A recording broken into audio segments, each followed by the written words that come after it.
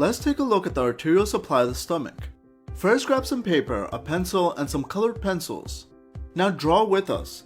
Drawing gives you a clarification of what you're studying, and we make it so simple here that you have no excuse. Let's start off drawing the esophagus, entering the stomach. Now draw the greater curvature and the lesser curvature. Lastly, we have our duodenum. Okay, now you got the basics. Now let's draw in the abdominal aorta. Here we'll focus our attention on the celiac trunk at the level of T12. Draw a circle right over here. All the arteries discussed today will arise from here. It has 3 branches in total.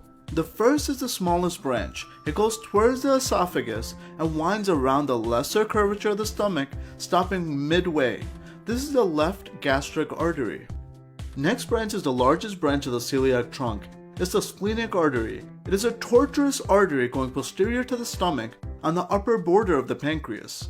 It goes to the spleen and gives off a branch supplying the fundus of the stomach, and it's called the short gastric artery, and a branch going down around the greater curvature called the gastromental artery.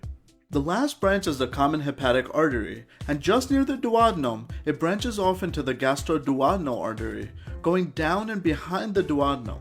It then branches into 2. Here's the right gastromental artery, going along the greater curvature of the stomach, meeting with the left gastromental artery. Now from the common hepatic artery, we have this branch called the proper hepatic artery going towards the liver. From the proper hepatic, we have our last artery to the stomach called the right gastric artery. It meets with the left gastric artery along the lesser curvature. Now we have some relevant arteries that we're going to label. You saw the splenic artery going towards the spleen.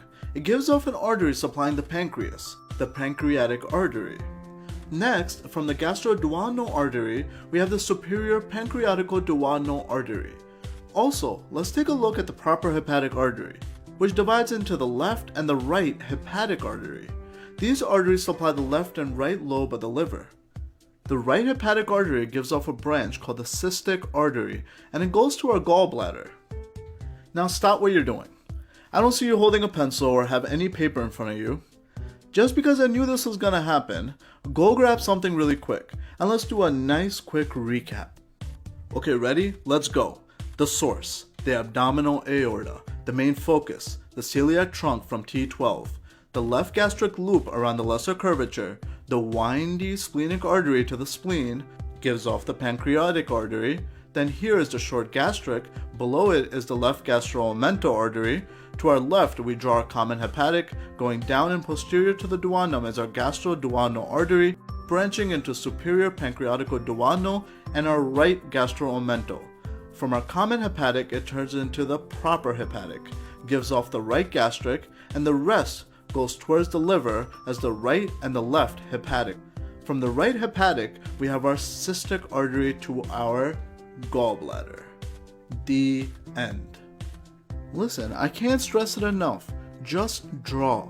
This is how we teach, mind mapping these structures into your head in time for test day. So what you learned, you'll never forget. If you're enjoying these videos, please hit the subscribe button to your right. Stay up to date with our diagrams, Q&A, and more on Instagram. And also, please support us on Patreon. Lots of blessings from RevMed.